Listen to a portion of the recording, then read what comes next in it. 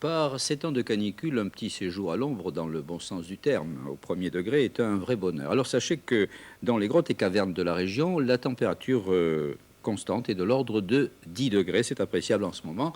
On peut donc, si l'on recherche un peu de fraîcheur et si on a un tant soit peu de curiosité pour les beautés naturelles du sous-sol, s'enfoncer donc dans les profondeurs.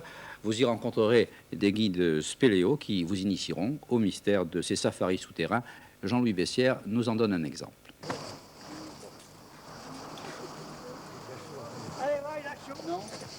Ils ne veulent pas bronzer idiots. C'est pourquoi ils se couvrent quand les autres se déshabillent. Et voilà comment d'honnêtes touristes se transforment en spéléos le temps d'une après-midi.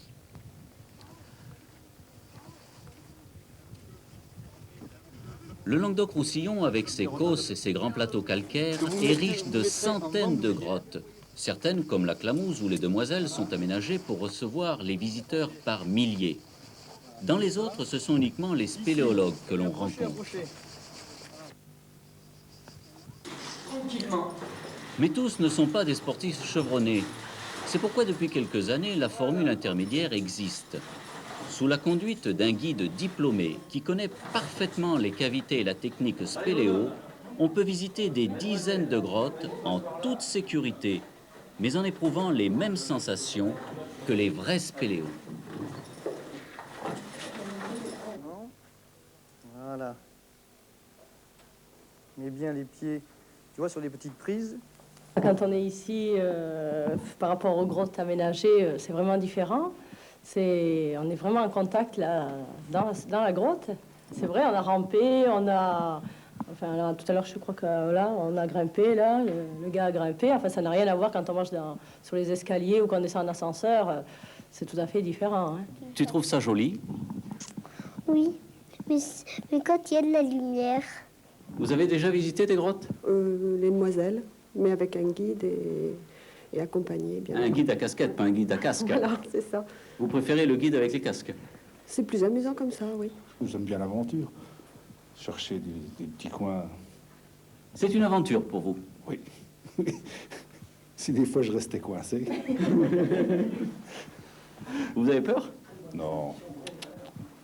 Finalement, le fait d'avoir un guide, ça rassure. Vous ne seriez pas venu tout seul?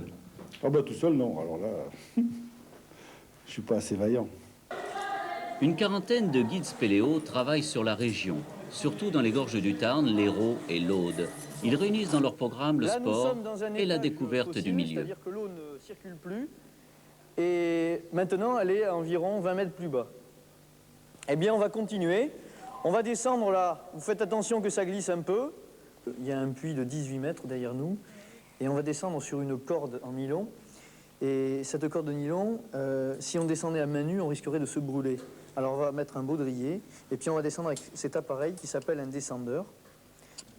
Nous sommes à cheval entre l'accompagnateur de moyenne montagne de randonnée et l'enseignement spéléo, ce qui fait que l'hiver, je pratique le ski de fond, je suis moniteur de ski, et l'été, je voulais travailler dans ma région, mais comme vous le savez bien, il n'y a pas beaucoup de travail, même si c'est des travaux saisonniers.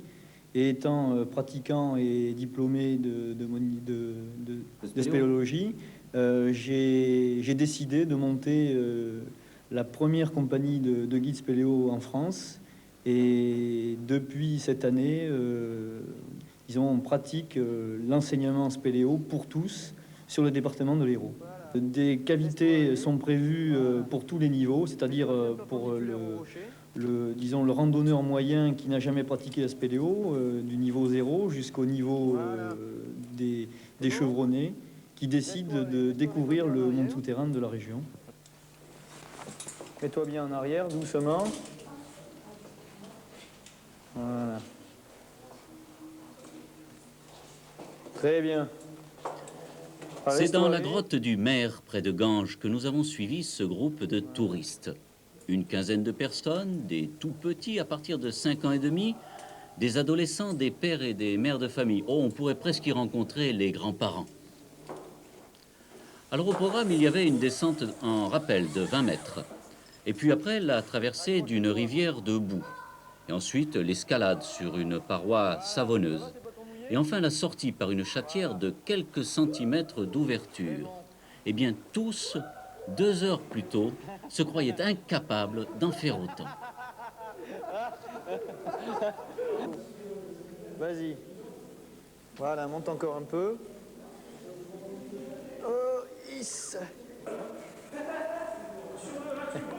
Allez.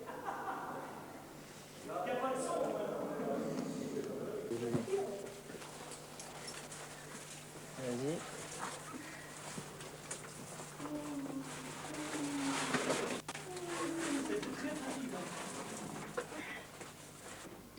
Alors vous voyez, en Languedoc-Roussillon, à quelques kilomètres des plages, l'aventure est toujours possible. Et nous allons devoir offrir un nouveau pantalon à Jean-Louis Bessières. Avant d'ouvrir la page des spectacles,